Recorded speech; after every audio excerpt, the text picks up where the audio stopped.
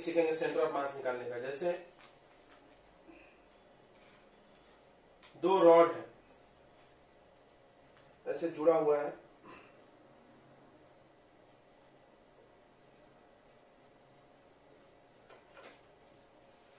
दोनों रॉड की लंबाई सेम है L, तो ये L लेंथ की है और ये भी L लेंथ का है।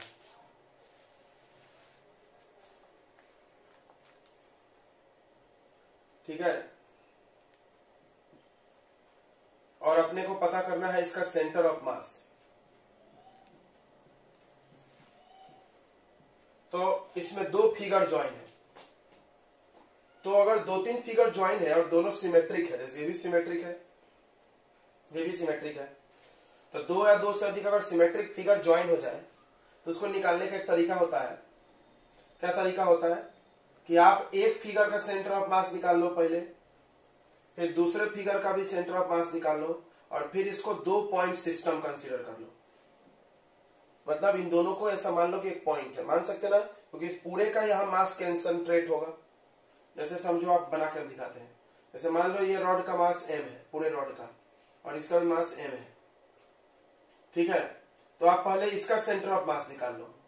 तो ये centre of mass of first rod, वो तो निकालना नहीं पड़ेगा, बीच में आता है, सबको पता है, बताया गया है कितने दूरी पर आता है L/2। कॉपी में लिखा है ना आपके, रॉड का सेंटर ऑफ मास कितने दूरी पर आता है, यहां से L/2 पे। ओके, और देखो फिर यहां से ये कितने दूरी पर आएगा, L/2 आएगा। मतलब समझ रहा, हम दोनों रॉड का क्या निकाल लिए, सेंटर ऑफ मास। अब इन दोनों पॉइंट को आप अलग अलग यहां बना लो। इसको बना लो पहले का सेंटर ऑफ मास, ये दूसरे का सेंटर ऑफ मास। इसका मास हम m लिख सकते हैं क्या, बिल्कुल। क्यों लिख सकते हैं, क्योंकि सेंटर ऑफ मास वो पॉइंट होता है जहां पर ऑब्जेक्ट का पूरा मास कंसंट्रेट माना जाता है। यानी अगर ये पूरे रॉड का मास m है तो सेंटर ऑफ मास का भी मास कितना होगा, mh। ओके, फिर इस रॉड का ये सेंटर ऑफ मास है, इसका भी मास मान लो m। अब इन दोनों के बीच की दूरी कितनी हो जाएगी, L/2 हो जाएगी यहां से यहां तक। अब इन दोनों का सेंटर ऑफ मास चाहिए, तो बहुत आसानी से निकलेगा। आपको सिखाए थे कल टेक्निक, याद करो। याद है किसी को, दो पॉइंट है M1 M2, इसका मास है, इनके बीच का दूरी d है। तो अगर आप इससे सेंटर ऑफ मास निकालते थे तो इसका ये वाला मास लेते थे, याद है, ये वाला मास इंटू दूरी डिवाइडेड बाय टोटल मास। तो वही टेक्निक लगा के आप निकाल लो यहां से सेंटर ऑफ मास। तो सेंटर ऑफ मास आ जाएगा बच्चों m, मास m है, दोनों का मास m ही है, इंटू दूरी कितना L/2 अपॉन टोटल मास कितना 2m। m से m कट जाएगा, यह जाएगा L/4। यानी यहां से L/4, यहां से भी L/4, बीच में ही आएगा क्योंकि दोनों इक्वल मास है। इक्वल मास है तो कहां आता है, बीच में। यानी देखो कहां सेंटर ऑफ मास आएगा, ध्यान से समझना। देखो यहां जमीन से L/4, सॉरी यहां से L/4 पे, L/4 मतलब इसके भी बीचों बीच आएगा ना। ये हो गया COM आंसर। बोलो समझ गया क्या। अरे ये दोनों यहां बना हुआ है। अभी यहां से हमने निकाला कि L/4 सेंटर ऑफ मास का कोऑर्डिनेट, यानी इन दोनों के बीच में L/2 है और L/4 आएगा तो कहां आएगा, बीच में। तो ये सेंटर ऑफ मास आ गया। समझ में आ गया सबको, बताओ ये क्वेश्चन समझ में आया।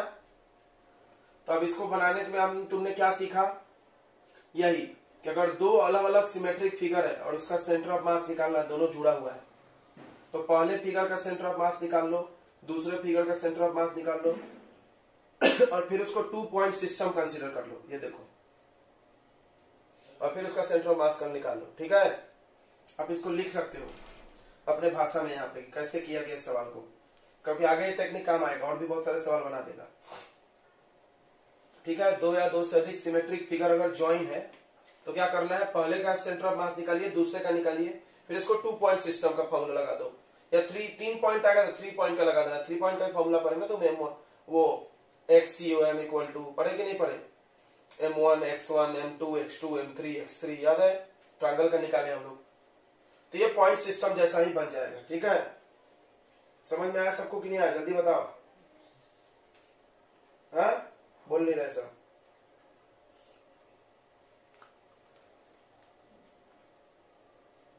अरे लक्ष्मी बर्थडे टेस्ट डे नहीं आई थी क्या फिर से?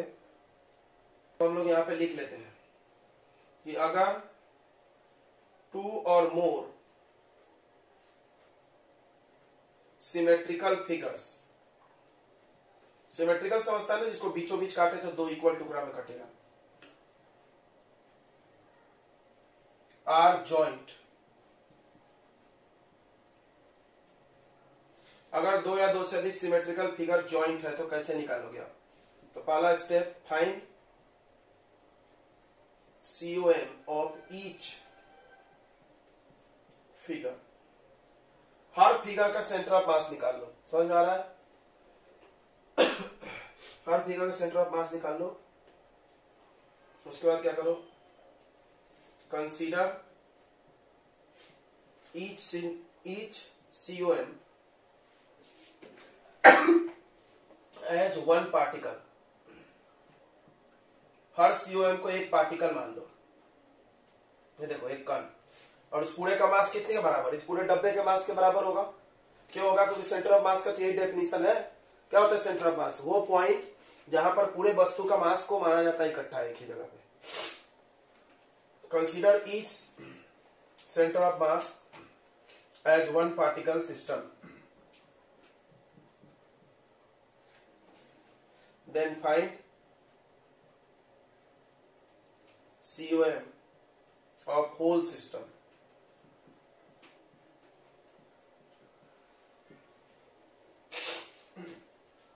पूरे सिस्टम का। ठीक है, आगे समझ में?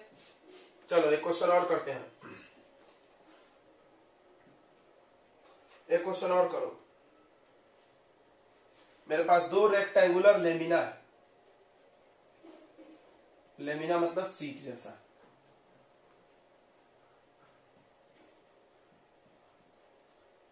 इसका डेंसिटी दिया है ρ1 और इसका डेंसिटी दिया है ρ2। डेंसिटी दिया है, तो डेंसिटी दिया है तो मास भी दिया है, क्योंकि डेंसिटी का रिलेशन किससे होता है? मास से होता है। दोनों का डेंसिटी दिया है और इसके साइड्स है पूरा यहां से यहां तक L। अब बोला फाइंड COM, सेंटर ऑफ मास निकालो। तो क्या करेंगे, हम अभी सिखाए थे। 2 है यहाँ पे, पहले इसका सेंटर ऑफ मास ले लो। इसका सेंटर ऑफ मास क्या आएगा? बीच में। सिमेट्रिक फिगर का निकालना नहीं पड़ता, डायरेक्ट बना दो, बीच में आएगा ना जी, डायगोनल जहां पे कटता है। और इसका सेंटर ऑफ मास भी कितना आएगा? बीच में। ओके, मास तो पता नहीं है, लेकिन मास की जरूरत पड़ेगी फार्मूले में। इसका मास मान लो M1, यहां पे लिख लो, लेट मासेस आर। मास जो है वो क्या है? M1 है और M2 है।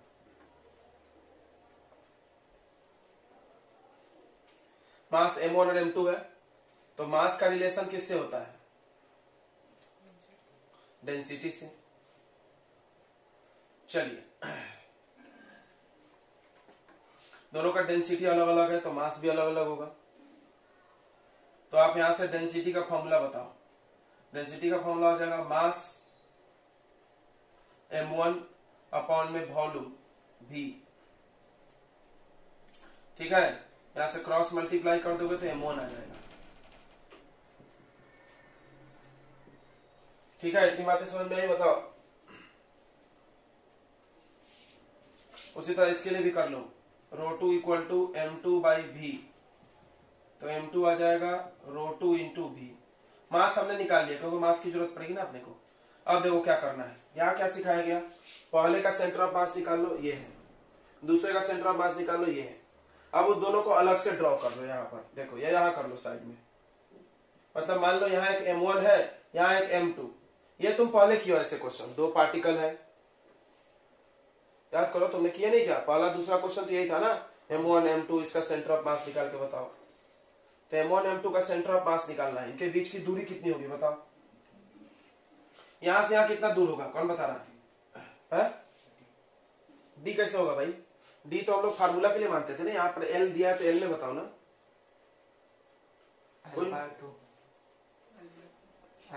एल बाई टू हो जाएगा। क्यों एल बाई टू होगा सर? क्योंकि मतलब एक ऑब्जेक्ट का आधा मास तो हट गया। देखो रे यहाँ पर, अरे पूरा एल है रे, तो ये आधा आधा कितना हो जाएगा? L by to, L by to. और उसमें भी आधा आधा ये बीच में होता है ना, सेंटर ऑफ मास। रेक्टेंगल का क्या होता है? बीच में। या सिंपल हम बताते हैं, अब तो लोग को दूरी नहीं निकालना जमेगा तो बहुत दिक्कत है। तो ये कितना होगा बताओ? एल बाई फोर होगा। अरे ये आधा एल बाई टू होगा ना, कि ये भी नहीं पता है, तो उसका भी आधा एल बाई फोर। और यहाँ भी क्या होगा? यहाँ से यहाँ तक एल बाई फोर। दोनों तरफ से एल बाई फोर माइनस कर दो तो आ जाएगा ना बीच का दूरी। एल बाई फोर मतलब एल बाई टू माइनस हो जाएगा। कितना बचेगा बीच में बताओ? L by to. दूरी तो पता रहना चाहिए तभी तो बनेगा सवाल। अब बताओ, ध्यान से बताना। सेंटर ऑफ मास हमको चाहिए अगर इधर से ही चाहिए, और हमको इधर से सेंटर ऑफ मास चाहिए, तो कौन सा मास लोगे तुम? सेकंड वाला m2 लेंगे ना? हाँ। इधर से सेंटर ऑफ मास चाहिए तो इनटू क्या लोगे? दूरी कितना है? l बाई टू अपॉन में टोटल मास कितना होगा? अब m1 m2 सबका वैल्यू है ना, रख दो, है कि नहीं है? तो m2 का वैल्यू कितना रख देंगे बताओ? m1 प्लस m2, m1 हो जाएगा रो वन भी प्लस रो टू भी कॉमन आके कट जाएगा।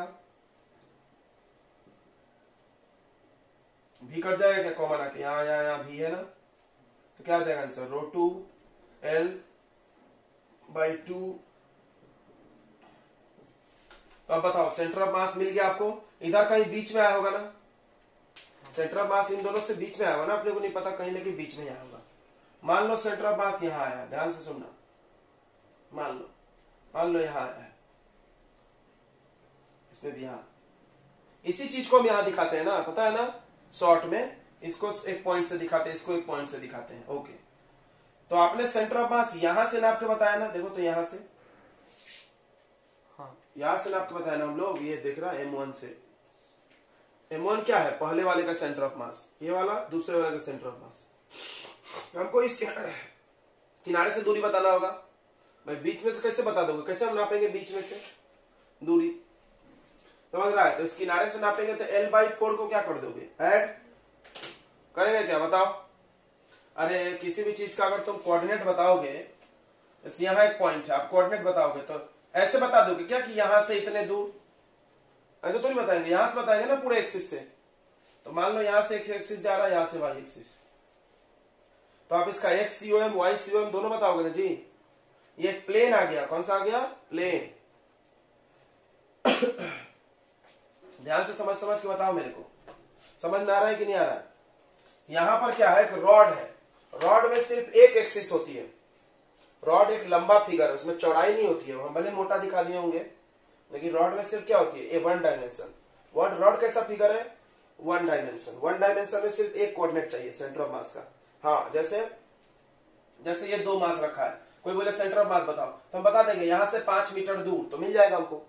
लेकिन मान लो 2D है, 2D में हम बोल दे यहाँ कोई पॉइंट है और हम बोल दे 5 मीटर दूर, तुम पहुंच जाओगे इस पॉइंट तक? नहीं। कैसे? इसमें एक्स कोऑर्डिनेट भी बताना पड़ेगा और वाई कोऑर्डिनेट भी। इतना तो पता है ना ज्योमेट्री सबको, अगर नहीं पता है तो बहुत दिक्कत है फिर। ये 2D फिगर है, इसमें आपको एक्स कोऑर्डिनेट भी बताना होगा, वाई कोऑर्डिनेट भी बताने होंगे। देखो तो ये एक्सिस है आपका, एक्सिस से कितना दूर है ये बता दो और हाइट बता देना। हाइट तो बहुत आसान है, एल बाई टू। हाइट ही आधा होगा ना? तो बताइए डिस्टेंस, ये सेंटर ऑफ मास m1 से हुआ, कहां से दूरी हुआ ये? From m1। ब्रैकेट में यहां लिख लो, m1 से दूरी हो गया इतना। हमको चाहिए किनारे से, लिख सकते हो चाहो तो, distance of centre of mass from edge. किनारे से, इस किनारे से दूरी चाहिए। तो क्या करेंगे, देखो तुमने यहाँ M1 से नापा, ये M1 है दिख रहा है, ये M2, M1 से तुमने नाप के बता दिया, हमको इस किनारे से चाहिए, तो क्या प्लस कर देंगे बताओ, क्या कर देंगे, समझ में आ रहा है नहीं आ रहा है, L/4 को क्या कर देंगे इसमें ऐड, यहां से हमने जोड़ा था दूरी भाई, वो देखो इसमें यहां से आपने नापा है तभी तो M2 लिए हो, M1 से नापे हैं तो क्या लेंगे M2, अब इसमें L/4 क्या कर देंगे ऐड,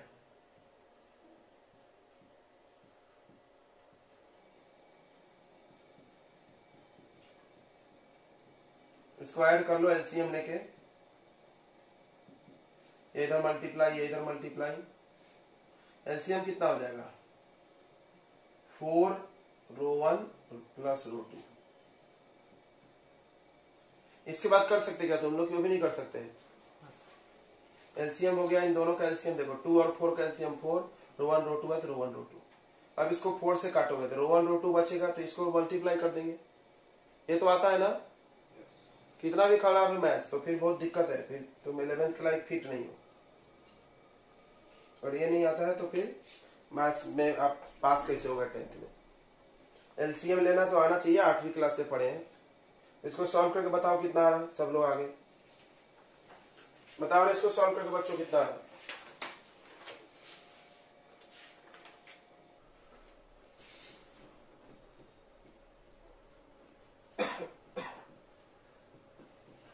ये आंसर आया तो ठीक है, नहीं तो गलत आया है, यही आएगा ही नहीं आता तो मैथ्स नहीं आ रहा तुम लोग, एलसीएम लेके हम नहीं दिया यार तुम लोग को, फ्रैक्शनल एडिशन नहीं आता, तेरा आंसर सर 3/2 आया, 3/2 कैसे आ गया सर उसको डिवाइड किया तो 1/2 आएगा, 4 को 2 से, 4 को 2 से डिवाइड किया तो 1/2 आएगा, 2 को 4 से, क्यों 2 को 4 से किया, ये भी भूल गया कि एलसीएम कैसे लेते हैं, मेरा आया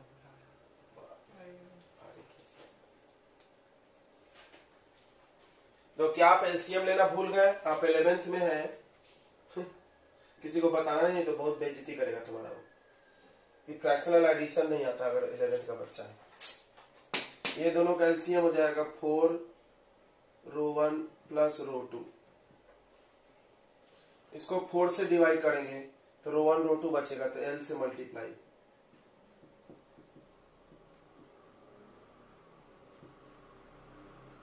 फिर इससे इसको डिवाइड करेंगे तो डिवाइड करोगे तो 2 बचेगा, कट जाएगा ना, पता है कैसे करते हैं फ्रैक्शनल एडिशन, कि बस क्रॉस मल्टीप्लाई जानते थे हम लोग, ये मान लो मेरे पास 1/2 प्लस 1/4 है, कैसे ऐड करते हैं है? अरे बोलो प्रभु, इसको कैसे ऐड करते हैं, नहीं करते, ये नहीं आता क्या ऐड करना,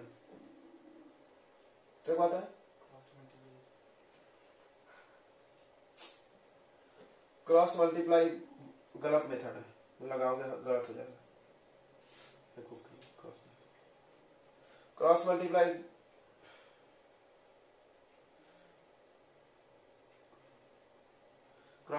हर जगह नहीं होता है, मतलब होना ही नहीं चाहिए क्रॉस मल्टीप्लाई, क्रॉस मल्टीप्लाई कब होता है जब यहाँ 3 रहे, क्योंकि 2 3 का एलसीएम नहीं निकल सकता तो क्रॉस मल्टीप्लाई कर देने को दिया था लेकिन जो एक ही टेबल में है उसको हम क्या को क्रॉस मल्टीप्लाई करेंगे, यहाँ 2 और 4 का एलसीएम ले लिया जाता है 4, फिर 2 से 4 को डिवाइड कर देते 2 आएगा, 4 से 4 को डिवाइड कर दो 1, 3/4 आंसर, तो यही नहीं आता है तो हम क्या बोले बताओ यार, क्या बच्चे चल रखते हैं, 11th के बच्चों को कोई फ्रैक्शनल एडिशन सिखा रहा हो बैठा के, इंसल्ट ऑफ 11th क्लास। इससे इसको डिवाइड करोगे तो 2 बचेगा, अब ये 2 से इसको मल्टीप्लाई कर दो,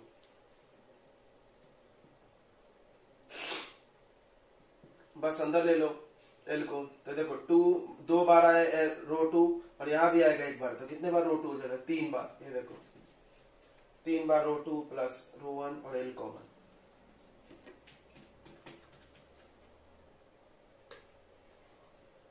यही सब छोटी छोटी चीजें हैं जो बच्चों कैसे बता सकते हैं। तो इनके बड़े बड़े डेरिवेशन है। तुमको कभी मन करे तो मेरे से पूछ लेना, नहीं मन करे तो छोड़ देना। क्यों भाई? क्योंकि जिसको एलसीएम नहीं आ रहा उसको हम इसका कैलकुलेशन बता देंगे तो नशे में आ जाएगा ना फालतू। तो आपको कुछ सेंटर ऑफ मास दे दे रहे हैं, आप खुद से निकालना, मतलब याद कर जाओ।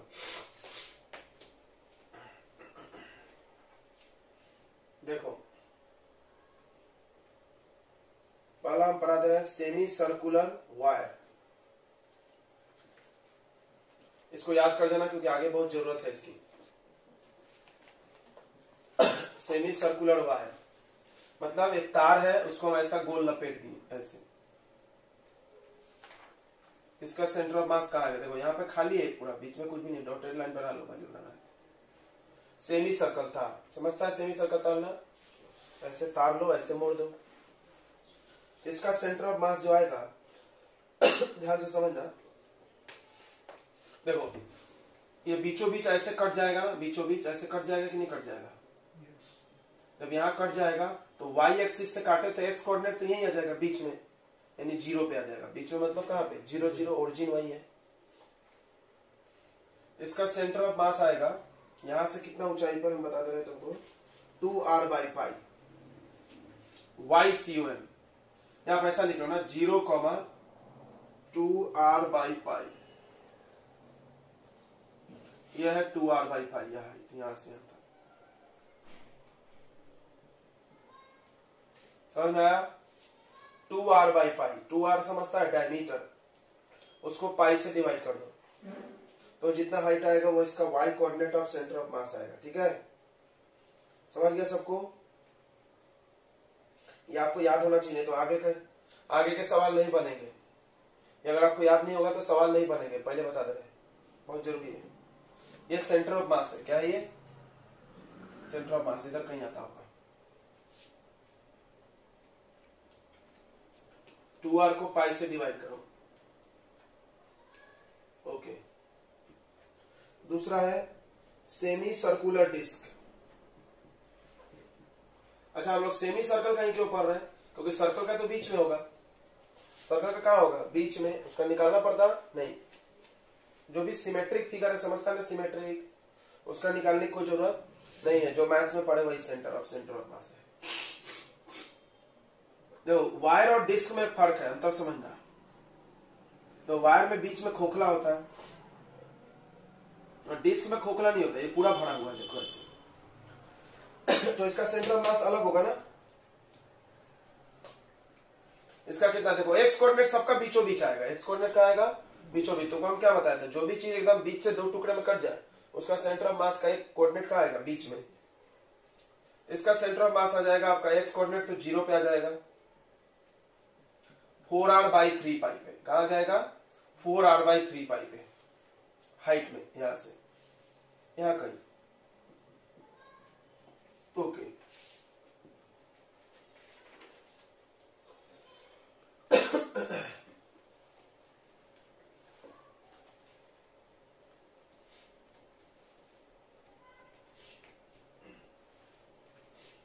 उसके बाद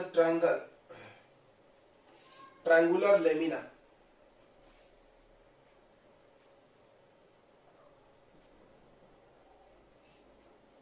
तो ट्रायंगल और ट्रायंगुलर लेमिना में फर्क है। ट्रायंगल कैसा था? ऐसा 3 मास था तो बीच में आता था। बीच में खाली है तो यहाँ मास है, यहाँ मास है, यहाँ मास है, बीच में खाली है तो कहाँ आता था? यहाँ पर। कहाँ पे? मीडियन जहां पे कटता था, याद है?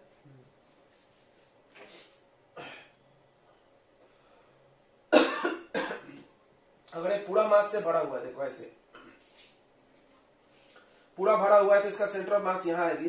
कितना हाइट आएगी अब तुमको बता दे रहे हैं, h/3 पे। कहां आएगा? h/3 पे। ये सब आपको याद करना पड़ेगा। तो एक्स कोऑर्डिनेट बिल्कुल बीच में आएगा। वाई हाइट का ही प्रॉब्लम है सब में, समझ रहा है? वाई कोऑर्डिनेट ही सबका हम बता रहे हैं। एक्स कोऑर्डिनेट क्या आएगा सबका? 0। क्यों? यही से हम एक्सिस बना लेंगे ना, जैसे ऐसे एक्स एक्सिस वाई एक्सिस बनाना, हम इसको ऐसे बना लेंगे। देखो ये ओरिजिन हो गया, इसका बस हाइट बता दो आप।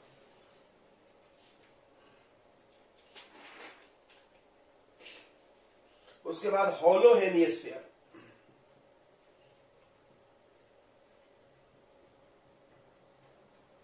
हॉलो हेमिस्फीयर का सेंटर ऑफ मास आएगा r/2 पे।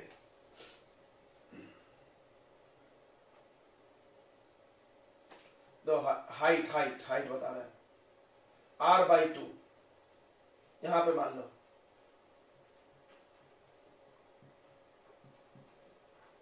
रेडियस का आधा, रेडियस से पूरा हुआ ना, यहां ये सेंटर हो गया, सेंटर से यहां तक रेडियस उसका आधा। उसमें आता है सॉलिड हेमिस्फीयर,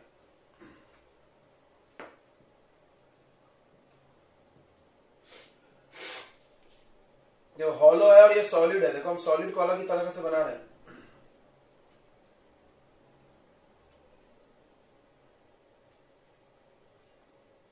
ये पूरा सॉलिड हेमिस्फीयर है, पूरा भरा हुआ है। इसका सेंटर ऑफ मास आएगा 3r/8 हाइट में। 3r/8 मतलब अब बना लो, पॉइंट में कुछ कम आएगा। देखो ये है 0.5, ये है आपका 8×3 = 0.3, मतलब इससे थोड़ा और नीचे, बराबर कि नहीं। यहां से r/2 लिया था, ये इतना लोगे 0.3 है, यहां पर कुछ आ रहा है। उसके बाद सॉलिड कोन,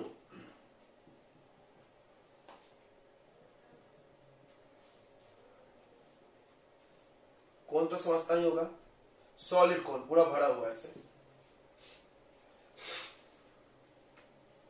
जिसका नीचे से आएगा y/4 h/4 सॉरी, मान लो ये पूरा हाइट h है, तो हाइट कितना आ जाएगा h/4 पे।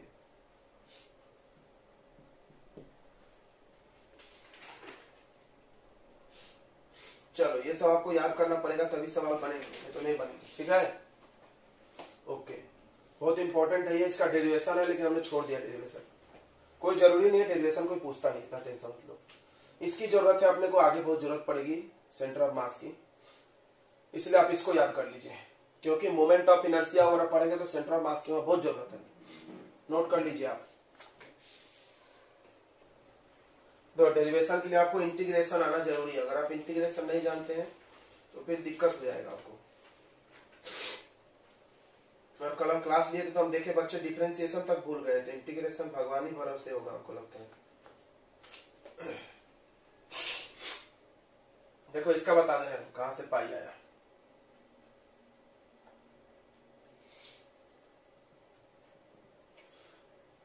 करते कैसे हैं, ध्यान से समझना, इसको कैसे किया जाता है हम आपको ये बता दे रहे हैं। ये एक सेमी सर्कुलर वायर है, इसकी कुछ लेंथ वेंथ होगी वो अलग बात है, यहाँ बीच में तो कुछ है नहीं।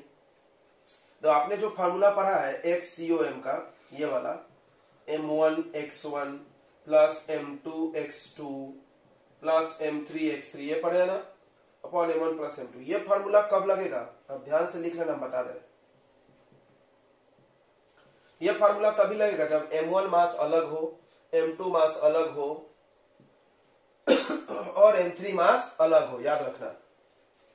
This formula is applicable for discrete mass. Discrete समझता है क्या, अलग अलग।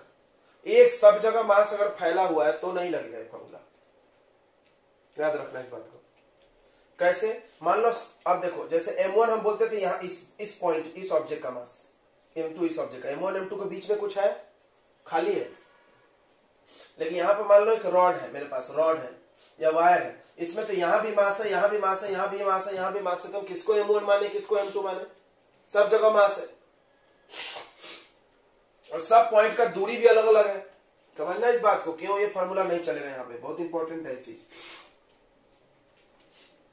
समझ लो ध्यान से सभी लोग। जैसे मेरे पास एक रॉड है, मान लो मेरे पास दो मास है M1 M2, तो तुम आराम से फार्मूला लगा लेते थे, ये वाला दूसरा मास लो, टोटल मास लो, ये सब। क्यों, क्योंकि यहाँ बीच में कुछ है नहीं, खाली है। डिस्क्रीट मास इसको बोलते हैं। कौन सा मास बोलते हैं, अलग अलग मास। अब ये रॉड है, रॉड में किसको M1 M2 मानोगे, बताओ, मान ही नहीं सकते। रॉड में तो हर जगह मास फैला ना जी, यहां से यहां तक हर जगह मास है। अच्छा मास तो ठीक है, हर पॉइंट का दूरी भी अलग है।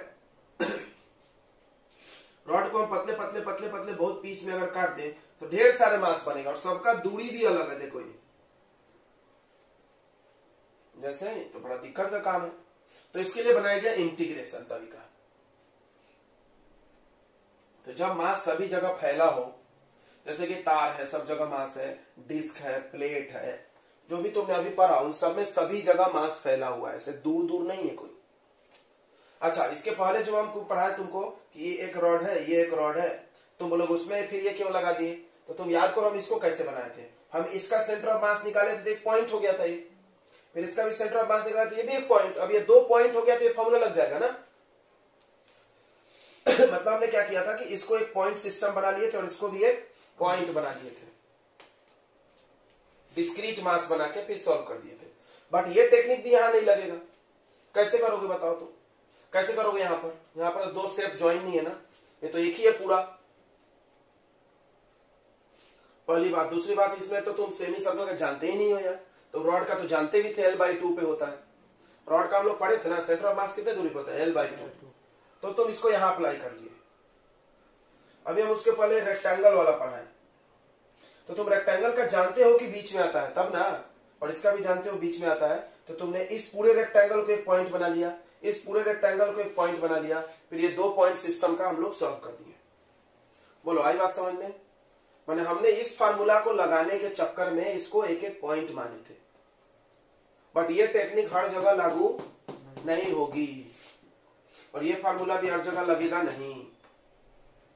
तो फिर अलग फार्मूला बनाना पड़ा इनके लिए। ये जितने भी फिगर अभी हम पढ़ाए हैं वो सब कंटिन्यूअस मास डिस्ट्रीब्यूशन है, ये ध्यान रखो सब बातें। तो सुन लो ध्यान से, हम आपको बता दे रहे हैं बात। ये फार्मूला सिर्फ डिस्क्रीट मास के लिए लगेगा। किसके लिए लगेगा? डिस्क्रीट मास। डिस्क्रीट मतलब समझता है? जो फैला हुआ मास है। नॉट एप्लीकेबल फॉर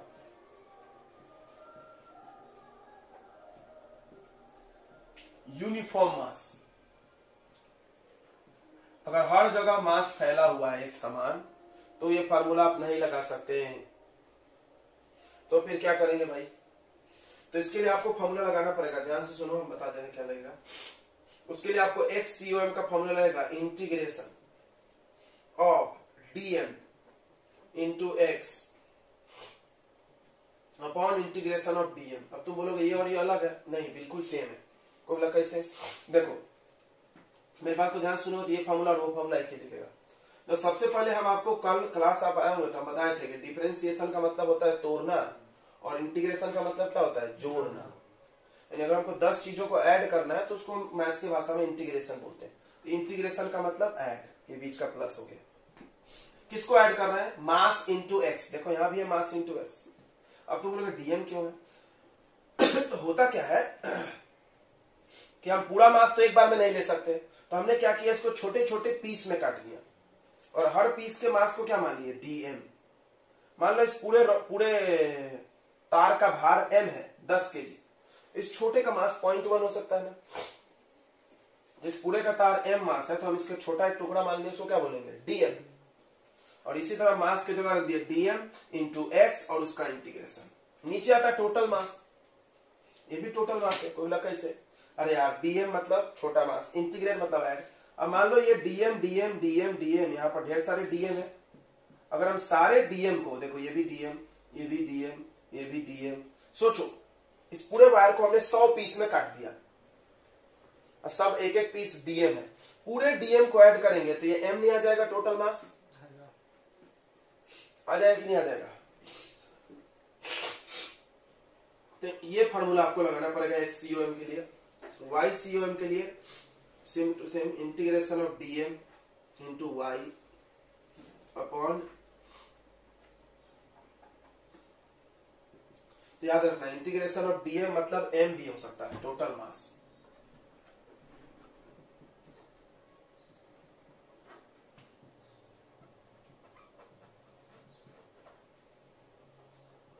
तो this formula is applicable for uniform mass. कौन से मास के लिए लगेगा?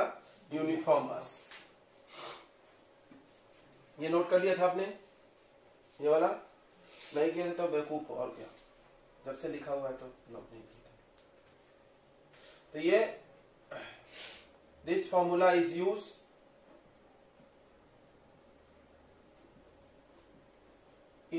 to calculate center of mass of uniform mass.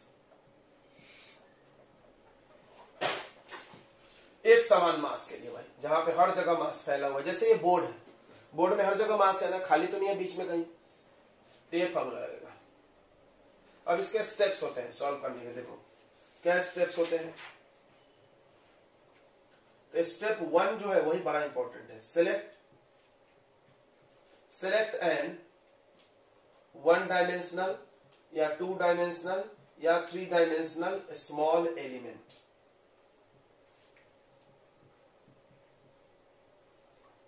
such that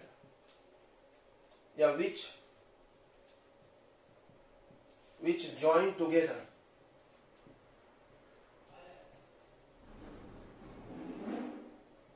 to form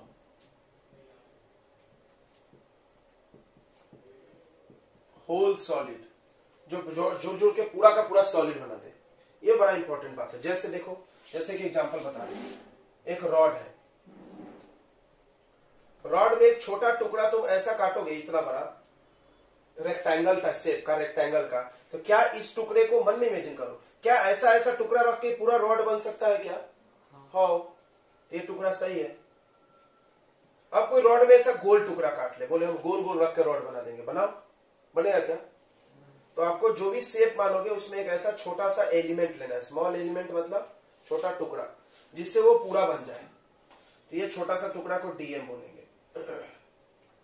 अब रॉड एक 1 डायमेंशन फिगर है, तो इसका एलिमेंट भी 1 डायमेंशन होगा, मतलब इसमें सिर्फ लेंथ होगी, ब्रेथ नहीं होगा, चौड़ाई नहीं होगी, बस मोटाई होगी। सॉरी, उल्टा बोल दिया, सिर्फ लेंथ होगा, उसमें ब्रेथ नहीं होगा, छोटा सा उसमें लेंथ होगा, dx। समझना बड़ा इंपॉर्टेंट। अब कोई ऐसे सेमी सर्कल है, तो तुम बोलो सेमी सर्कल बनाने के लिए बीच में तो खोखला है, क्या लगेगा? क्या ऐसा छोटा टुकड़ा वायर का लगेगा ना, ऐसा ऐसे ऐसे ऐसे ऐसे, ऐसे वायर जमा दे तो पूरा आ जाएगा कि नहीं आ जाएगा? कि बीच में भी कुछ रखना पड़ेगा? नहीं रखना पड़ेगा। ओके, एक छोटा सा टुकड़ा ऐसा रख के, जिसको आप डीएम बोल सकते हो, जिसकी लंबाई कुछ dx हो सकती है, ये इसके लिए। अब मान लो आपके पास कोई ऐसा रिंग है, अब आप इमेजिन करो कि इस रिंग को बनाने के लिए क्या रखोगे तो पूरा रिंग बन जाएगा। सोच के बताओ, कोई किस शेप की चीज रखोगे, एक के ऊपर एक, एक के ऊपर एक ज्वाइन करके, तो ये बनेगा। जैसे हम तुमको बताएं कि ये पूरा तार बनाने के लिए छोटा सा टुकड़ा ले लो, ऐसा ही टुकड़ा टुकड़ा टुकड़ा टुकड़ा जोड़ के पूरा तार बन सकता है। कोई बता सकता है इसको ये कैसे बनेगा? यही मेन है। अगर जो ये समझ गया वो पूरा डेरिवेशन खुद से कर लेगा। चलो, तुम नहीं बता सकते, हम बता देंगे। इसके लिए आपको एक छोटा सा ऐसा वायर मानना होगा। देखो, सोचो, आप सोचो, ऐसा कटोरी ले लो, फिर उसके ऊपर एक थोड़ा बड़ा कटोरी, फिर उसके ऊपर बड़ा कटोरी, फिर और बड़ा कटोरी, क्या ये पूरा बन जाएगा? सोच के देखो, बनेगा कि नहीं? बनेगा कि नहीं बनेगा? बताओ, बताओ बच्चों, बनेगा? तो ये इसका छोटा एलिमेंट होगा, 2 डायमेंशनल एलिमेंट। देखो, इसमें 2D है, लेंथ भी है और ब्रेथ भी है। इसमें 1D ओनली लेंथ, इसमें 1D, ये हम लिखा है। अब आप सोच सोच के यही सब करना है, तब आप सब डेरिवेशन कर सकते हो। ओके, चलो, तो अपन ये मेरा मकसद है, ऐसा एलिमेंट बनना है। उसके बाद क्या करेंगे? स्टेप 2, अगर 1 डायमेंशनल एलिमेंट है, देखो 1 डायमेंशनल एलिमेंट, अगर आपका जो छोटा टुकड़ा है वो 1D है, 1D समझता है ना, जिसमें सिर्फ लेंथ हो, ब्रेथ नहीं हो, मोटाई नहीं होनी चाहिए। जैसे ये 1D है, ये 1D है, वो 2D है। तो अगर आप 1 डायमेंशनल एलिमेंट है, तो आपको यूज करना है लीनियर चार्ज डेंसिटी। ध्यान से सुन लो, लीनियर मास डेंसिटी, सॉरी, यानी डेंसिटी कुल मिलाकर। ये क्या होता है? Lambda equal to mass per unit length, sorry, small m, हाँ ये ठीक है, dx हो जाएगा। ये यूज करना है। देख लो, ये क्या होता है सर? अरे यार, लीनियर मास डेंसिटी मतलब मास डिवाइडेड बाय लेंथ। अब मास छोटे टुकड़े का क्या है? dm, और लेंथ कितनी है उसकी? dx। इसीलिए अगर हम 2D फिगर लें तो आपको यूज करना होगा सरफेस मास डेंसिटी, जिसको सिग्मा बोलते हैं।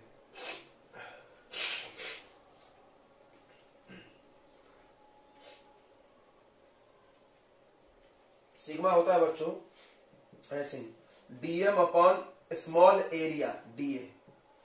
यहां पर एरिया लेना पड़ेगा, तो 2 डायमेंशन फिगर का एरिया होता है। तुम सोचो एक लाइन के पास क्या होता है, एरिया होता है क्या, सिर्फ लंबाई होती है। और एक रेक्टेंगल के पास क्या होता है, एरिया। अच्छा, और एक क्यूब के पास क्या होता है, वॉल्यूम। बस तो वही चीज हम सिखा रहे हैं। इसमें एक छोटे टुकड़े के लिए हम लोग ऐसा लेंगे, इसमें ऐसा लेंगे। अब अगला आएगा 3D के लिए, क्या आएगा, वॉल्यूम मास डेंसिटी। यह सरफेस मास डेंसिटी का एक और नाम है, सुपरफिशियल भी बोलते हैं। नाम तो ये रहेगा ना कि कोई कोई सुपरफिशियल भी बोलता है। और वॉल्यूम को बोलते हैं वॉल्यूमेट्रिक। वॉल्यूम को क्या बोलते हैं, वॉल्यूमेट्रिक। वॉल्यूम वर्ड जरूर है, उसको ऐसे स्टाइल मारने के लिए कुछ भी बोल देंगे। अब देखो ये लैम्डा है, ये सिग्मा है कि रो है, ये तो रो दिख रहा है यार, सॉरी। सिग्मा ऐसा होता है, हाँ सिग्मा देखे हैं कभी जिंदगी में, रो ऐसा होता है। देखो तो रो अगला होता है dm by dv, dm by dv. अगर आपको आज का लेक्चर समझ में नहीं आ रहा तो आप रिकॉर्डिंग जरूर देखना, समझ में आएगा। 2-3 बार इसको रिवाइज करना पड़ेगा। तो 3D फिगर के लिए आप खुद से लिखना, 3D के लिए वॉल्यूम मास डेंसिटी, वो क्या होगा, small mass divided by volume. बस ये दूसरा स्टेप में आपको क्या करना है, यहां से डीएम का वैल्यू निकालना है। किसका वैल्यू निकालना है, डीएम का। 2 स्टेप हो गया। तीसरा स्टेप पे आ जाओ,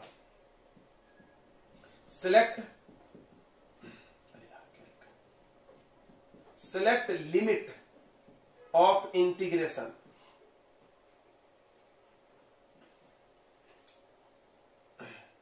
लिमिट ऑफ इंटीग्रेशन आप सिलेक्ट करो अकॉर्डिंग टू, जिसमें भी डी लगा है, जैसे dx लगा है तो लिमिट लेंथ का होगा, dx लगा है तो लिमिट लेंथ का होगा। ये सब बनाते बनाते आता है यार, प्रैक्टिस ही है जो इंसान को परफेक्ट बनाएगा। dA लगा है तो लिमिट एरिया का होगा, dV लगा है तो लिमिट वॉल्यूम का होगा। ओके, बस उसके बाद इंटीग्रेट करो, खत्म करो। तीसरा चौथा स्टेप कि बाद में लैम्डा के जगह, इंटीग्रेशन के बाद, सुन लो, इंटीग्रेशन के बाद, तो इंटीग्रेशन मतलब ऐड होता है ना, हमने क्या किया, डीएम डीएम डीएम डीएम को ऐड किए थे, पूरा बन गया होगा ना एम। तो इंटीग्रेशन के बाद लेमडा के जगह पर आप m बाई एल रख लो। ये क्या है सर, लेमडा का आप 2 वैल्यू बता रहे हो। अरे पगला, इंटीग्रेशन के पहले स्मॉल लेंथ की बात हो रही थी, इंटीग्रेशन के बाद पूरा इंटीग्रेट हो गया तो ऐड हो गया ना, पूरा बन गया ना वो। अब समझ गया तो रो का फॉर्मूला हो जाएगा m बाई एरिया, जो भी एरिया था सिग्मा का, सॉरी। और रो का फॉर्मूला आ जाएगा मास बाई वॉल्यूम, पूरा वॉल्यूम, पूरा। ये सब क्या रखना है, पूरा पूरा पूरा पूरा, समझता है क्या, टोटल, टोटल वैल्यू। बस खत्म। ये स्टेप्स आप फॉलो करो, सवाल बन जाएगा। जितने भी दिए थे हम सबका निकल जाएगा, एक ही तरीका है। चलो हम एक सेमी सर्कुलर का बना के दिखाते हैं। आपने नोट कर लिया ना सब, चलिए अच्छी बात है, नोट कर लिए तो। ये स्टेप्स हम याद कर लिया आपने, पढ़ लो फिर से एक बार। एक छोटा सा एलिमेंट बनना है जिससे मिलके वो बना हो, फिर उसके बाद आपको उसमें ये फॉर्मूले डालने हैं, डीएम का वैल्यू यहां से निकाल के। फिर उसके बाद क्या करना है, इंटीग्रेट करना है। इंटीग्रेट करने के बाद आपको बाद में लेमडा रो इसको हटा देना है इससे। वो देखो क्या कर रहा है, क्या हो रहा है, गर्दन दुख गई। हाँ क्या, खड़ा हो जाते गर्दन ठीक हो जाएगी।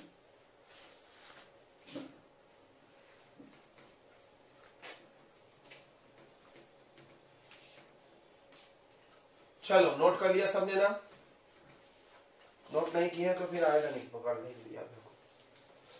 चलो तो हम लोग सेमी सर्कल का कर लेते हैं। तो एक सेमी सर्कुलर वायर है, ये इसका सेंटर है। अब यहां पर हम इसमें एक छोटा सा लेंथ मान लिए डीएम, जैसा कि हम बोले थे 1 डायमेंशन फिगर है, इसके लेंथ में भी सिर्फ 1 डायमेंशन ही होगा, सिर्फ लेंथ होगी, ब्रेथ नहीं होगी। जो कि सेंटर पे देखो सेंटर पे जो कि कुछ एंगल बना रही होगी डी थीटा, स्मॉल एंगल, सब स्मॉल स्मॉल रहता है, सब डी डी में काम चलता है यहाँ पे, जो कि यहां से कितना एंगल ऊपर है, थीटा। क्यों हम थीटा में कर रहे हैं, क्योंकि हम इंटीग्रेशन इसका थीटा में करेंगे। कोई बोला क्यों, क्योंकि देखो यहां से यहां तक इंटीग्रेट करके हम डबल भी कर सकते हैं। यहां पर थीटा कितना है बताओ, 0, और यहां पर थीटा कितना है, 90। सोचो, थोड़ा सा सोचो, ये डीएम को यहां रखो, 0 डिग्री वाला डीएम, फिर ऐसे बढ़ते बढ़ते बढ़ते बढ़ते बढ़ते पूरे डीएम को ऐड कर दें तो क्या हो जाएगा, पूरा यहां तक आ जाएगा, फिर उसका डबल कर दे तो इधर भी आ जाएगा। या आप डायरेक्ट यहां से यहां तक इंटीग्रेट कर दो, 0 से पाई तक। कहां तक इंटीग्रेट कर दो, 0 से 180। 180 को क्या बोलते हैं रेडियन में, पाई बोलते क्या, रेडियन में क्या बोलते हैं, पाई में। तो अगर हम इस डीएम को यहां से यहां तक ऐड कर दें तो क्या ये पूरा आ जाएगा कि नहीं आ जाएगा, इसीलिए हम सब थीटा में जा रहे हैं। ओके, ये आर है क्या, देखना ये गैप मत समझना। डीएम क्या होता है, एकदम बहुत स्मॉल मास होता है, एकदम पॉइंट जैसा, हम लोग बड़ी बड़ा दिखाते हैं, but it is a point mass. तो ये रेडियस है ना आर बराबर, अब इसको ऐसा ज्वाइन कर दो, परपेंडिकुलर बना दो, इसका कोऑर्डिनेट हम लोग निकाल रहे हैं इसीलिए। तो अपने को एक्स कोऑर्डिनेट तो निकालना नहीं है, बस वाई कोऑर्डिनेट निकालना है, कितना ऊंचाई पर है। तो यहां से यहां तक तो आर है पूरा ही, है ना, और ये भी आर है, ये भी आर ही है रेडियस। अपने को ये चाहिए, ये तो बताओ ये कैसे आ जाएगा। देखो ये हाइपोटेनस आर है, तो ये क्या होगा, सटा तो कॉस हटा तो साइन, पढ़ा होगा सबने। कोई भी ट्रायंगल है, ये थीटा है, ये आर है, तो ये कितना आ जाएगा बताओ, आर साइन थीटा आएगा क्या कि नहीं आएगा। हाइट चाहिए हमको वाई कोऑर्डिनेट ऑफ सीओएम चाहिए, बस हमने बोला सबको वाई कोऑर्डिनेट चाहिए, एक्स नहीं चाहिए। क्यों, एक्स तो इस बीच वाले लाइन पे आएगा ना, क्योंकि बीचों बीच हो। तो वाई सीओएम कैसे निकलेगा, आपको फॉर्मूला पर आएगा, बताओ, वाई डीएम अपॉन में इंटीग्रेशन ऑफ डीएम। मान लो इस पूरे का मास कितना है, एम, इस पूरे का मास कितना है, एम, और रेडियस कितना है, आर, इस पूरे का, ठीक है। तो क्या हम इंटीग्रेशन ऑफ डीएम को एम लिख दें, ये टोटल मास है ना, क्यों, m m m m m पूरा जोड़ोगे तो टोटल मास आएगा कि नहीं आएगा। तो यहां पर आपको इंटीग्रेशन का थोड़ा सा मतलब भी क्लियर हो जाएगा। ओके, अब आप यूज करिए, बताइए ये लेंथ है, ये इसमें 1d है कि 2d है, बस इतना क्लियर करो। 1d है, 1d है तो लैम्डा वाला फॉर्मूला यूज होगा, क्या यूज होगा बताओ, dm अपॉन dx। इसको क्रॉस कर दो तो dm का फॉर्मूला क्या आ जाएगा, लैम्डा इंटू dx, यहां रख दो। ओ सॉरी, x नहीं, y है ना, y एक्सिस के लिए कर रहे थे, यहां पे क्या लेंगे, dy, dy लेकर रहे, y कर रहे हैं ना, dm के जगह आ जाएगा लैम्डा इंटू dy। हम इंटीग्रेशन थीटा में करना चाहते थे, हम सबको थीटा में बनाना चाहते हैं।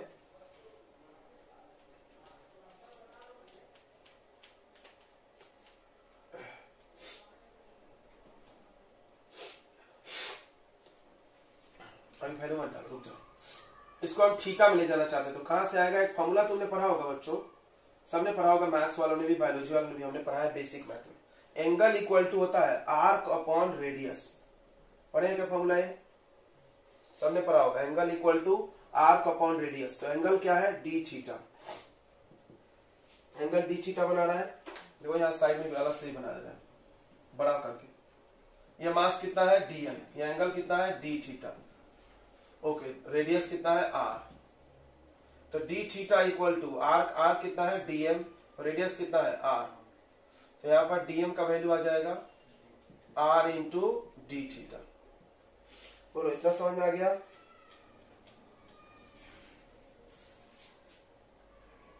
नहीं रुक जाओ, डीएम तो मास है ना, सॉरी, इसका लेंथ मानना पड़ेगा dx, इसका लेंथ dx मानेगा ना, 1d है तो अभी हम बताए थे 1 डायमेंशन का लेंथ कितना मानना, dx। इसका मास dm है, dm क्या है, इसका मास, लेंथ नहीं। तो लेंथ यहाँ dx होगा, यहां से आता है, यहाँ dm की जगह आएगा dx। सही है, अब ये आ गया। अब ये वैल्यू आप यहाँ पर dx की जगह हम लोग dy भी ले सकते हैं। हम लोग कौन से एक्सिस के लिए बात कर रहे हैं, y, तो यहाँ कौन सा लेना चाहिए, y, या dx भी रख लो तो कोई दिक्कत नहीं है, dx ही कर लो। ओके ओके, अब ये dx का वैल्यू डाल दो, पुट वैल्यू ऑफ dx यहां पर डाल दो तो dm का फॉर्मूला क्या आ जाएगा बताओ, लेमडा r d थीटा। ये वैल्यू आप उठा के dm की जगह डाल दो,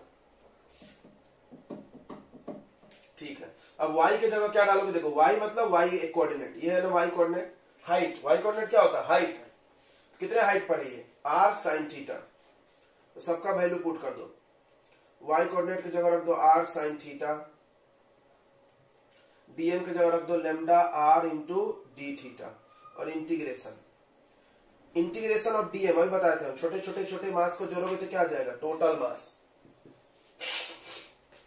देखो जिसमें d लगा है वो वेरिएबल है, सबको पता होगा, बाकी सब क्या है कांस्टेंट, तो लेमडा r ये सब बाहर, तो लेमडा और r स्क्वायर बाहर। इंटीग्रेशन किसका होगा बताइए, sine theta into D theta. Limit कहां से कहां तक जाएगा, कहां से कहां तक तुम ऐड करोगे तो पूरा सेमी सर्कल बन जाएगा, यहां से यहां तक, यानी 0 डिग्री से कितने डिग्री तक 180। बस इसको इंटीग्रेट कर लो, आंसर आ जाएगा, ठीक है यार। Lambda r square upon m, sine theta का इंटीग्रेशन सबको याद है, माइनस कॉस। साइन थीटा का इंटीग्रेशन क्या होता है, अगर नहीं जानते तो जानिए, इंटीग्रेशन ऑफ साइन x होता है माइनस कॉस x, बोले थे ना फॉर्मूला याद नहीं होगा बहुत सारे लोगों को, इंटू dx भी होता है। तो इंटीग्रेशन ऑफ साइन थीटा क्या हो जाएगी, माइनस कॉस थीटा, 0 से 180, हम तो यहां लिख दिया। अब देखो, अब इंटीग्रेशन के बाद क्या करते, पहले अपर लिमिट रखते, बाद में लोअर लिमिट रखो। अपर लिमिट कितना है 180, तो माइनस कॉस 180, फिर माइनस लोअर लिमिट कितना है कॉस 0, माइनस कॉस 0, ये माइनस माइनस क्या हो जाएगा प्लस,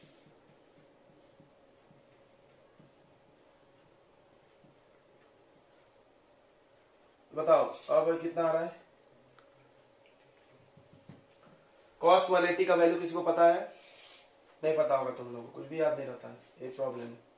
cos 0 डिग्री 1 होता है, यहाँ 1 तो यहाँ 0, यहाँ -1, cos 180 होगा -1, ये -1 आ गया, cos ये माइनस माइनस प्लस हो जाएगा, cos 0 कितना होता है 1, ये 1 + 1 2,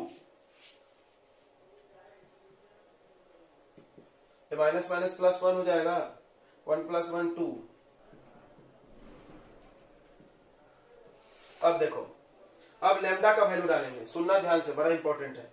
लेमडा हमने क्या बोला था, जब इंटीग्रेट हो जाए तो total mass upon total length, बताए थे। लेमडा क्या होगा, फिर से देख लो, लेमडा होता है आपका लीनियर मास डेंसिटी, यानी मास अपॉन लेंथ। ये सेमी सर्कल है, सेमी सर्कल का लेंथ कितना होता है, पाई आर होता है, नहीं पता, पूरे सर्कल का सर्कमफेरेंस होता है 2 पाई आर, तो आधे का कितना होगा पाई आर, तो बस आ गया ये 2, लेमडा की जगह रख देंगे total mass upon pi r into r square by m, m से एम कैंसिल, आर से आर कैंसिल, कितना आ रहा है बताओ 2r/पाई। चलिए, तो जिसने पूछा होगा कि कैसे पाई आ रहा है उसको जवाब मिल गया होगा, क्योंकि लीनियर मास आएगा, लीनियर की जगह हम लोग डाल देंगे ये वाला मास अपॉन लेंथ, लेंथ क्या है पाई आर। बंद करो।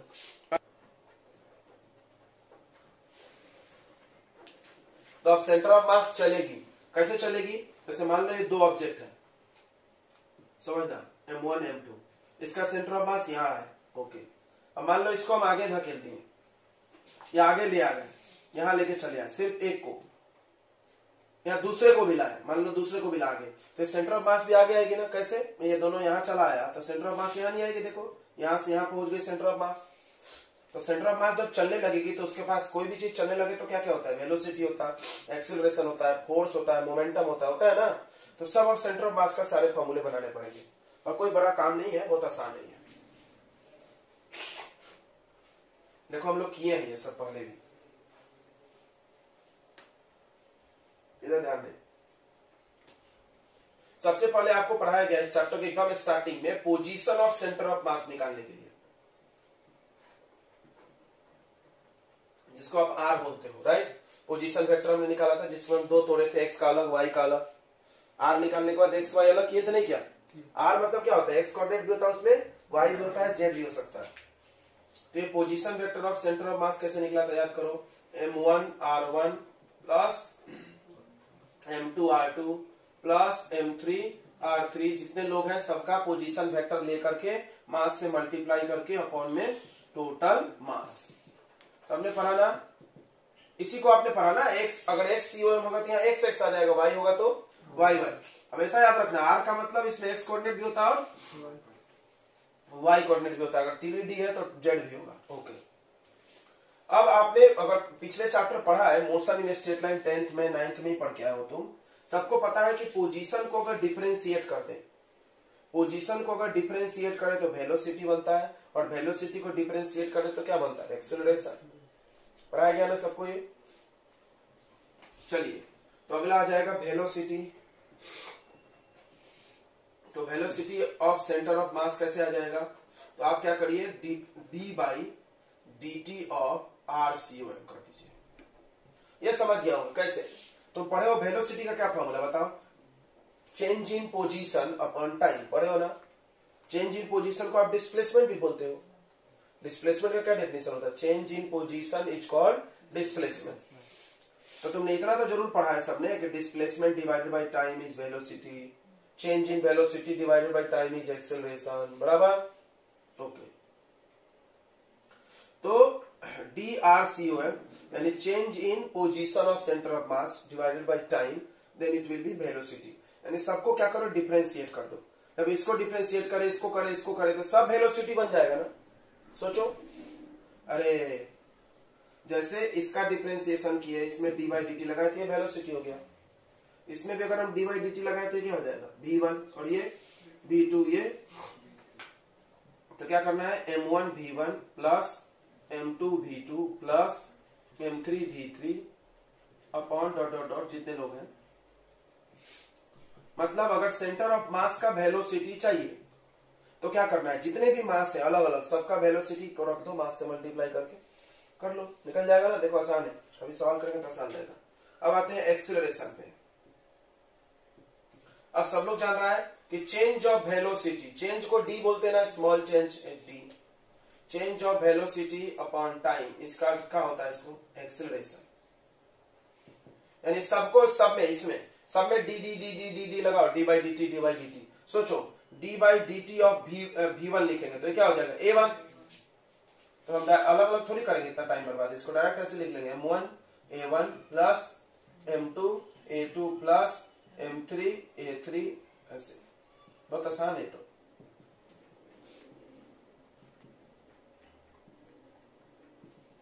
ओके, अब फोर्स कोई पूछ दे, force on centre of mass, तो भाई मास, टोटल मास, कौन सा मास? ये टोटल, कैपिटल एम लिखना है, टोटल मास ऑब्जेक्ट का अपॉन ACOM। क्लियर है? ये शुरू में हमने बता दिया था। मोमेंटम कोई पूछ ले तो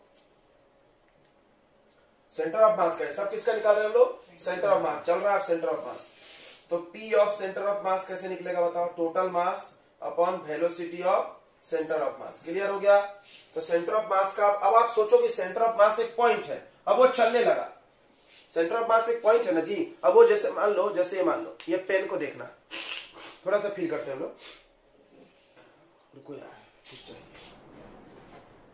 ये देखो, हम इस पेन पे ना निशान लगाते हैं अलग कलर के पेन से, तो आपको दिखेगा। तो ये पेन है, इसका सेंटर ऑफ मास यहाँ होता है, ये लाल मार्किंग के पास दिख रहा है आपको, लाल मार्किंग है ना, L/2 इसका सेंटर ऑफ मास। अब मान लो इस पेन को हम चलाने लगे ऐसे, तो क्या सेंटर ऑफ मास नहीं चल रहा?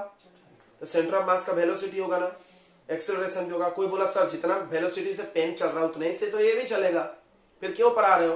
अरे पगला, ये तो यूनिफॉर्म मास है। लेकिन ये जो फार्मूले लगते हैं यूनिफॉर्म मास में नहीं लगते, किसके लगते हैं? डिस्क्रीट मास। मतलब दो बॉल अलग अलग है, इसका एक सेंटर ऑफ मास होगा। अब ये दोनों बॉल ऐसे जा रहे हैं, तो सेंटर ऑफ मास किधर जाएगा? ऐसे। तो सोचो, थोड़ा इमेजिन करो, अभी सेंटर ऑफ मास यहाँ पे है, ये बॉल ऐसे भागे तो सेंटर ऑफ मास भी ऊपर उठेगा उनके साथ साथ। तो इसीलिए आप ये मत सोचना कि पेन जितने स्पीड से, ये तो हम पेन एग्जांपल लेना इसलिए आपको बड़ा आसान लग रहा होगा कि सर ऐसे पेन चल रहा पेन का स्पीड 10 है तो सेंटर ऑफ मास का भी 10 होगा। हाँ, बराबर, क्योंकि ये पूरा जुड़ा हुआ है एक साथ। लेकिन मान लो जो जुड़े हुए नहीं हो, अलग अलग हो, फिर वो तो दिक्कत होगा। हाँ, वो भी अगर दोनों साथ में जाए तो ठीक है, फिर कोई दिक्कत नहीं है। लेकिन एक इधर जाए एक इधर जाए तो सेंटर ऑफ मास का वेलोसिटी अलग बराबर है कि नहीं, एक्सेलरेशन अलग, सब अलग हो जाएगा। ओके, चलिए तो हम लोग देखेंगे अभी क्वेश्चन करके, आप इसको नोट कर लीजिए फटाक से।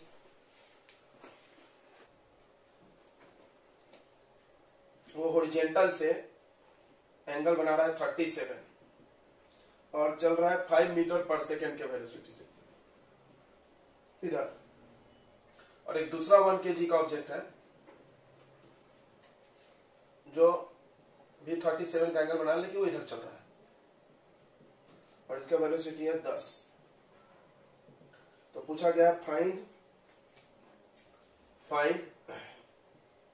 Velocity of centre of mass of 2 mass system. मतलब ये 2 मास का एक सिस्टम है, जैसे आप M1 M2 बनाते थे, अब ये दोनों ऐसे चल रहे हैं, तो आप इसमें बताओ सेंटर ऑफ मास कितने वेलोसिटी से चलेगा। तो कैसे करना है, तो वेलोसिटी ऑफ सेंटर ऑफ मास का फॉर्मूला होता है M1 यानी इसका मास इंटू वेलोसिटी 1, तो कोई ये रख देगा 5, गलत। क्यों? जो भी बच्चा इतने दिनों से फिजिक्स पढ़ रहा है वो एक बात तो देखा होगा कि कोई भी वेक्टर क्वांटिटी ऐसे रहता है तो उसके 2 कंपोनेंट बनाए जाते हैं, 2 टुकड़े, एक एक्स एक्सिस की तरफ और एक वाई की तरफ। इतना तो सबको फिजिक्स आना चाहिए, नहीं आता तो फिर कुछ नहीं पढ़े तो फिर मतलब इसको तोड़ दिया जाता है, क्योंकि जितने भी लॉ होते हैं, जितने भी फार्मूले होते हैं, वो या तो एक्स एक्सिस पे वैल्यूड होते हैं या तो वाई पे होते हैं, बीच में नहीं होते हैं। वेक्टर क्वांटिटी के स्केलर का तो कहीं भी लगा दो, कोई टेंशन नहीं है, डायरेक्शन ही नहीं होता उसमें। ओके, तो फिर ऐसे इसको तोड़ना पड़ेगा, ठीक है बच्चों। तो ऐसा हो जाएगा M1 V1 plus M2 V2, 2 ही है तो 2 ही लिखो, अपॉन में क्या आएगा M1 प्लस M2। अब इसमें 2 चीज आएगा, वेलोसिटी के 2 कंपोनेंट हो जाएंगे। देखो ध्यान से देखना, तो एक कंपोनेंट इधर लेंगे बच्चों हम लोग, जिसको हम बोल देंगे Vx1, मतलब पहले का x कंपोनेंट, पहले का, और दूसरा कंपोनेंट कहा जाएगा ऊपर, जिसको बोल दोगे Vy1। सटा तो कॉस, हटा तो साइन, तो सबने पढ़ा होगा, पढ़े ना सबने। थीटा से जो सटा रहता है वो इसमें क्या लगा देते हैं, कॉस। ये आ जाएगा 5 cos 37। अब 37 का ट्रायंगल सबको याद होगा, बार बार हटाते हैं। 37 यहाँ 3, यहाँ 4 और यहाँ 5, पाइथागोरियन ट्रिपलेट। अब देखो 37 है, तो अब बताइए cos थीटा क्या होता है, b/h यानी 4/5। तो 4/5 यहां रखोगे, 5 मल्टीप्लाई 4/5, 5 से 5 कट गया, कितना आ गया Vx1 इसका 4 मीटर पर सेकेंड। यहां समझ में आ रहा है कि नीचे बना दें, समझ आ रहा है। क्वेश्चन मिटा दें, नोट कर लिया ना आपने, क्वेश्चन नोट कर लिया ना बच्चों। ओके, तो देखो यहां मिटा दें, ये आ रहा है 4 मीटर पर सेकेंड Vx1। अब Vy1 बताओ, सटा तो कॉस, हटा तो साइन, तो आ जाएगा 5 sin 37, sin 37 होगा 3/5 p/h, तो हो जाएगा 3 आएगा क्या, चलता रहे, तो 3/5, 5 से 5 कट, यानी अब आपके पास 2 कंपोनेंट हो गए, एक एक्स के और एक वाई के। इसके भी होंगे 2, एक्स एक्सिस ऐसा होता, वाई एक्सिस ऐसा होता। क्लियर है ना सबको। इधर हो जाएगा इसका Vx2, x1 x2, क्लियर है ना, दिख रहा है। फिर इसका भी सटा तो कॉस, तो 10 cos 37, cos 37 अभी बताया था कितना होता है, 4/5, 5 से कट जाएगा 2, 4 2 8, 8 आएगा क्या, समझ रहा है, डायरेक्ट कि नहीं समझ रहा है। अब इसके लिए थोड़ा अलग कलर पेन यूज करना चाहिए, क्योंकि हिचमिच हो जाएंगे। तो अब देखो इसका एक नीचे ला लो, यहाँ पे, यहाँ देखो कट गया। यहाँ पे देखो Vy2, ये माइनस में आएगा क्योंकि नीचे है। नीचे तो क्या लेना बच्चों, नहीं लोगे तो सत्यानाश हो जाएगा। देखो तो सटा तो कॉस, हटा तो साइन, यानी 10 माइनस लगा दो, 10 sin 37, sin 37 3/5, 5 से कट गया 10, 2 बार में 3 2 जा -6। बोलो हाँ ना, समझा तो हाँ बोलो, समझ गया।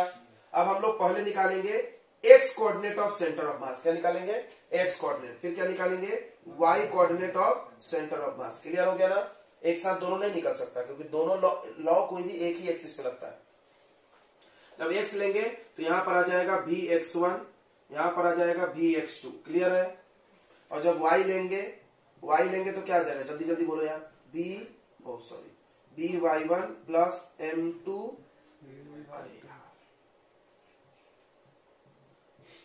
बोलो ये चीज समझा तो हाँ बोलो यार, सबको समझ गया पक्का। तो m1 सब तो 1 kg है, 1 इंटू bx1 4,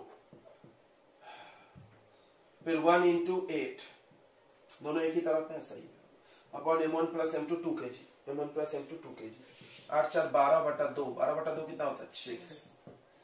तो वेलोसिटी का x कंपोनेंट मतलब इसके सेंटर ऑफ मास, देखो सेंटर ऑफ मास भी ऐसा ही कुछ जा रहा होगा, थोड़ा इमेजिन करते हैं अपन, ये इधर जा रहा, ये इधर जा रहा, थोड़ा सोचो तो, ये इधर जा रहा, कहीं जा रहा होगा सेंटर ऑफ मास, मारा बोली साले को पता नहीं कहा है, लेकिन कहीं भी जा रहा होगा, इधर जा रहा होगा इधर, लेकिन उसके भी दो कंपोनेंट होंगे x और y, ठीक है, कहीं भी जा सकता है सेंटर ऑफ मास, अपने को नहीं पता, तिरछा ही जा रहा होगा, सीधा तो नहीं जा रहा होगा, क्योंकि देखो ये इधर भाग रहा है और ये इधर भाग रहा है, सेंटर ऑफ मास बीच में होता है, सेंटर ऑफ मास कहाँ होता है बीच में, थोड़ा सोचो, ये यहाँ चला है, यहाँ चला है, सेंटर ऑफ मास यहाँ आएगा, ऐसे भागा सेंटर ऑफ मास, इमेजिन कर पा रहे हैं, नहीं कर पा रहे, देखो अभी बीच में होगा, जब ये इधर भागेगा और ये यहाँ, तो सेंटर ऑफ मास यहाँ आ जाएगी क्या बीच में, सोचो ये, फिर ये और आगे, फिर ये और आगे, फिर ये सेंटर ऑफ मास यहाँ आ जाएगी, वो तो समझ रहा है सबको, या ऐसे भाग रहा सेंटर ऑफ मास,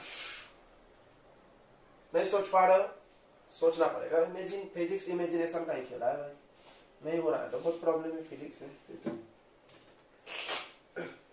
नहीं समझ रहा छोड़ दो, बिना समझे ही बना लेंगे, लेकिन समझोगे तो क्या होता है, फील आता है, थोड़ा अच्छा लगता है, आया समझ में क्या, सोचिए, अरे पगलो ये यहां से चल के यहां आएगा और यहां से चल के यहां नहीं आएगा, तो सेंटर ऑफ मास कहां आता है बीच में, तो यहां पहुंचेगा, फिर ये चल के यहां आएगा, ये चल के यहां आएगा, तो सेंटर ऑफ मास फिर बीच में, तो दिख रहा है ऐसे जा रहा सेंटर ऑफ मास, तिरछे में ऐसे जा रहा है, सेंटर ऑफ मास बीच में होता है ना, तो वो भी चल के जा रहा होगा ना,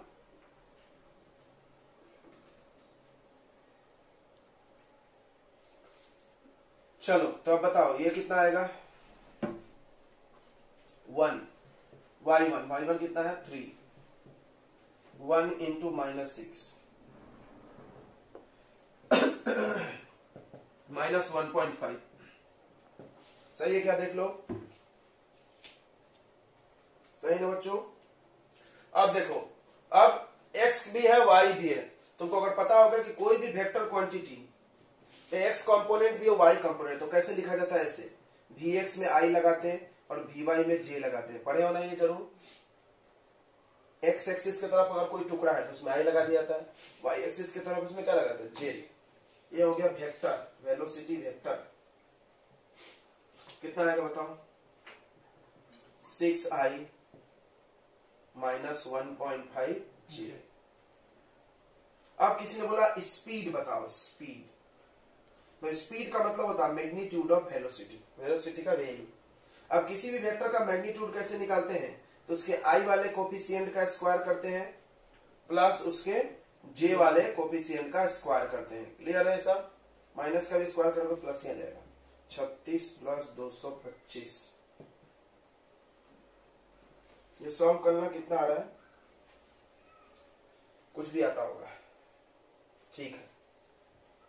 तो ये बन गया सवाल, वेलोसिटी ऑफ सेंटर ऑफ मास, देखो ये है वेलोसिटी, ये है स्पीड, ये है वेलोसिटी, ये है स्पीड, स्पीड मतलब मैग्नीट्यूड ऑफ वैल्यू, ये वेलोसिटी से क्या पता चल रहा, 6i मतलब x एक्सिस की तरफ 6 गया और y की तरफ -1.5, ओहो नहीं नीचे आया सेंटर ऑफ मास, देखो कैसे, ये क्या बोल रहा है x की तरफ 6 जाओ और y की तरफ 1.5 हो माइनस में, तो यहां पहुंचा, यहां से यहां पहुंचा, सेंटर ऑफ मास ऐसे जा रहा है, देखो हम नहीं बोल रहे हैं भाई, जो फार्मूला जो वैल्यू बोल रहा है वो बोलो, तो 6i मतलब किसके तरफ 6, x की तरफ प्लस x इधर, और j में -1 पॉइंट मतलब नीचे हल्का, तो ये अब कोई बोले ऐसे जाओ तो यहां पहुंचे ना, यहां से यहां, यह हुआ डिस्प्लेसमेंट, समझा कि नहीं, इसीलिए हम लोग यहाँ पे स्क्वायर करते, देखो यहाँ पे समझो, ये पाइथागोरस बनता है, ये 6 और ये 1.5, तो बताओ ये कैसे निकलेगा, देखो ऐसे निकलेगा क्या, √6 का स्क्वायर और 1.5 का स्क्वायर, हर चीज फिजिक्स में लॉजिकल बना हुआ है भाई, 6 किसके तरफ, x की तरफ, 1.5 y की तरफ, -1 पॉइंट नीचे। ठीक है, अब आपसे हम पूछे यहां से यहां आ गए तो कितना चले के गए, तो कैसे निकालोगे, ये वैल्यू हुआ, कैसे निकलेगा, under root this square plus this square होगा कि नहीं, पाइथागोरस थ्योरम, तो वही लगता है यहाँ पे। चलिए, सबको समझ में आया कि सवाल, जल्दी हाँ बोलो यार। चलो आगे तो क्वेश्चन करके दिखाओ सभी लोग झट से, दे रहा